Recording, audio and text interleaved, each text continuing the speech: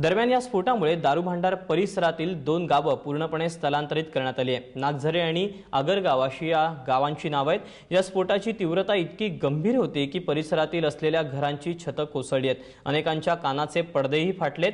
काही घरांच्या भिंतींना भेगा पडल्या असून घरांसाठी लावलेले खांब कोसळल्याने अनेकांनी घरं सोडलेली आहेत। या स्फोटानंतर रात्री घटनास्थळी अग्निशमनच्या 2 गाड्या पोहोचल्या होत्या, मात्र त्या दोन्ही गाड्यांसहित 2 जिप्सी आणि आणखी 2 छोट्या गाड्या स्फोटात खाक झाल्यात।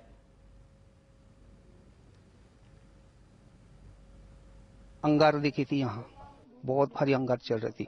अंगार के बाद में थोड़ी देर में ही बहुत बड़ा बॉम्ब स्फोट हो गया। बॉम्ब स्फोट होने के बाद हम सब जागे हो गए, घर दार छोड़ के हम लोनी की तरफ भागने दौड़ लगे। ये देखा हमने और हमारी दिल जान बहुत घबरा रही थी। रात को हम सोए थे, वो 1:30 बजे की घटना थी।